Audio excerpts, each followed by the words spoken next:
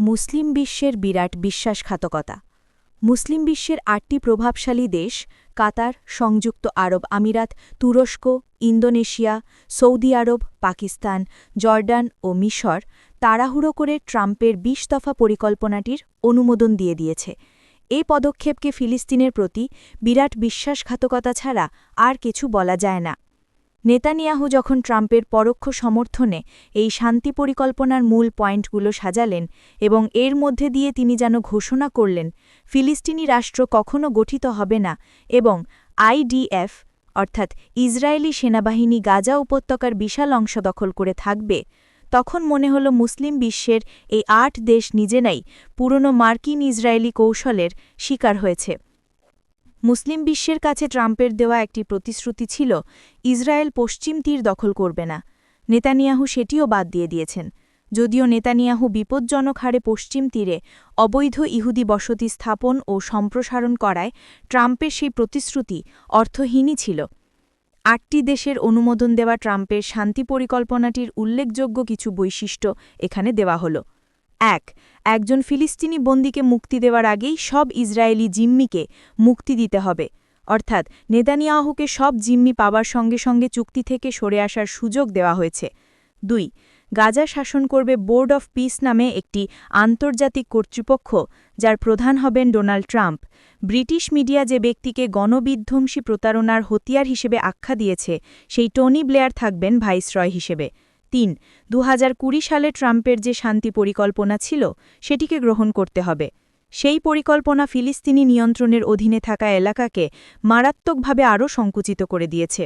১৯৬৭ সালের যুদ্ধে দখল করা অঞ্চল থেকে ইসরায়েলের নিয়ন্ত্রণ সম্পূর্ণ প্রত্যাহারের জাতিসংঘের দাবির বিপরীতে এ পরিকল্পনা কার্যত একটি সার্বভৌম ফিলিস্তিনি রাষ্ট্রের ধারণাকে বাতিল করে দেয়। ৪. হামাসকে সম্পূর্ণরূপে নিরস্ত্রীকরণ করতে হবে। কাজটি সম্পন্ন হবে মূলত এই মুসলিম দেশগুলির বাহিনীর সমন্বয়ে গঠিত ইন্টারন্যাশনাল স্ট্যাবিলাইজেশন ফোর্স বা আইএসএফ দ্বারা। অথচ ইসরায়েলি বাহিনী গাজার বিশাল অংশ দখল করে থাকবে এবং যতক্ষণ না তারা আইএসএফের কাজের অগ্রগতিতে সন্তুষ্ট হচ্ছে ততক্ষণ তাদের প্রত্যাহারের বিষয়ে ভেটো দেওয়ার অধিকার থাকবে। কোনো দখলদার বাহিনীর বিরুদ্ধে সশস্ত্র প্রতিরোধের অধিকার আন্তর্জাতিক আইনে সুরক্ষিত আছে, সেই বিষয়কেই এ দাবি উপেক্ষা করেছে। ৫. চুক্তিতে বহুবার নতুন গাজা যেন তার প্রতিবেশীদের জন্য কোনো হুমকি সৃষ্টি না করে এ কথার উল্লেখ রয়েছে। এর মাধ্যমে গণহত্যা এবং যুদ্ধের জন্য নির্যাতিত ভিকটিমদেরই দোষী করা হয়েছে, যাদের ভূমি দখল করা হয়েছে। ৬.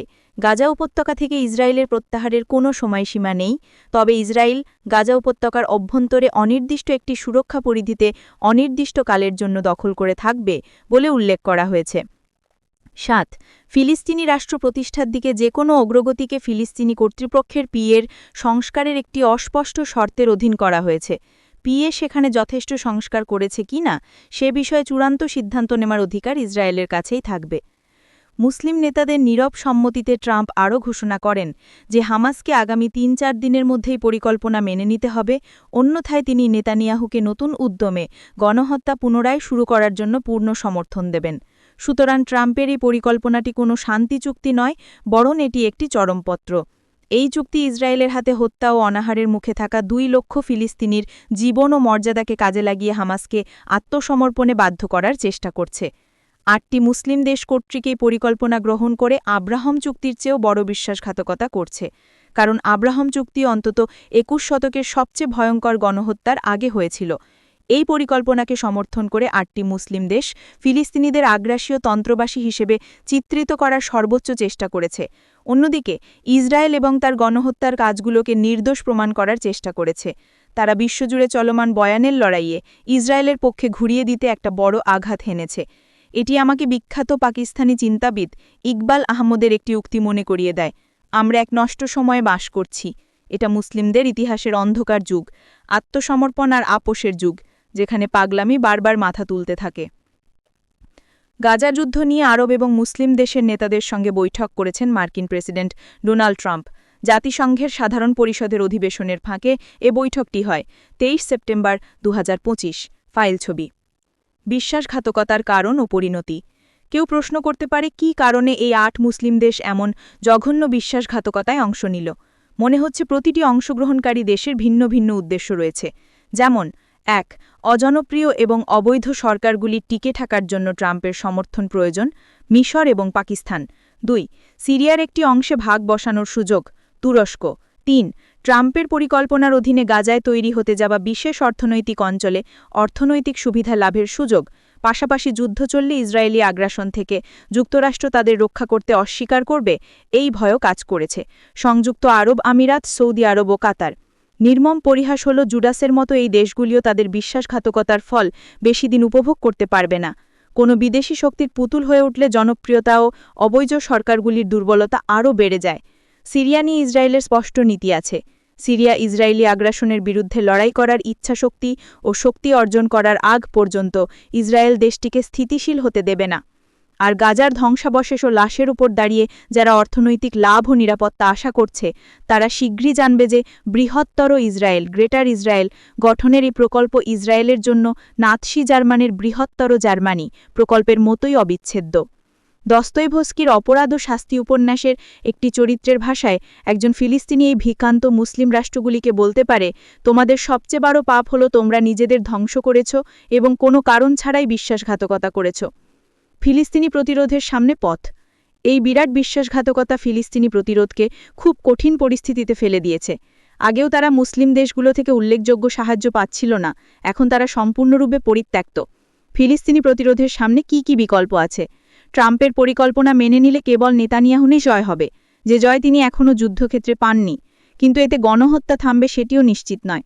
পরিকল্পনাটিতে ইসরায়েলি জিম্মিকে উদ্ধার করে নেওয়ার পর ইসরায়েলের পক্ষে সব প্রতিশ্রুতি থেকে সরে আসার যথেষ্ট সুযোগ রয়েছে। পরিকল্পনা পুরোপুরি প্রত্যাখ্যান করলে নেতানিয়াহু এবং তার মার্কিন শত্রুরা ৮টি গুরুত্বপূর্ণ মুসলিম দেশের পরোক্ষ সমর্থন নিয়ে গণহত্যা পুনরায় শুরু করতে পারবে, একই সাথে হামাসকে বাধা সৃষ্টিকারী হিসেবে চিত্রিত করে বয়ানের লড়াইয়ে সুবিধা আদায় করে নিতে পারবে। সম্ভবত ফিলিস্তিনি প্রতিরোধের জন্য বেশ ভালো বিকল্প হল ট্রাম্পের পরিকল্পনার অস্পষ্ট দিকগুলোর জন্য স্পষ্ট ব্যাখ্যা এবং সুদৃঢ় গ্যারান্টি চাওয়া। নিঃসন্দেহে ট্রাম্প এবং নেতানিয়াহু সেই গ্যারান্টি দেবেন না। তারা তাদের নিজস্ব অসৎ উদ্দেশ্য পূরণের জন্য হামাস এটিকে প্রত্যাখ্যান করেছে বলে তেমনটি চিত্রিত করার চেষ্টা করবেন। তবে তাদের এই দাবি ভিত্তিহীন প্রমাণিত হবে এবং গণহত্যা পুনরায় শুরু হলেও বয়ানের লড়াইয়ে ফিলিস্তিনি প্রভাবশালী থাকবে। গণহত্যা পুনরায় শুরু হলে ইসরায়েলি জিম্মিদের উদ্ধারের সম্ভাবনাও কমে যাবে, ফলে নেতানিয়াহুর পরে ভীতিশিষ্টাও এবং রেবিকাল আশাও ভেঙে যাবে। এখানে হেনরি কিসিঞ্জারের বিখ্যাত উক্তিটি প্রাসঙ্গিক, প্রতিথাগত বাহিনী যদি না জেতে তাহলে তারা হারে, আর গেরিলা বাহিনী না হারলেই জিতে। ফিলিস্তিনি প্রতিরোধ যদি আগামী বছর ইসরায়েলিদের ভোটে নেতানিয়াহু ক্ষমতাচ্যুত না হওয়া পর্যন্ত টিকে থাকতে পারে, তাহলে আশা রাখতে পারি যে ইসরায়েল আভ্যন্তরীণ রাজনৈতিক অস্বস্তিতে ডুবে যাবে। এমনটি হলে একটি যুদ্ধবিরতি চুক্তি সম্ভব হতে পারে, যা ফিলিস্তিনি প্রতিরোধ বাহিনীর অক্ষুণ্ণ থাকার গ্যারান্টি দেবে এবং গাজা উপত্যকা থেকে ইসরায়েলের সম্পূর্ণ প্রত্যাহার নিশ্চিত করবে।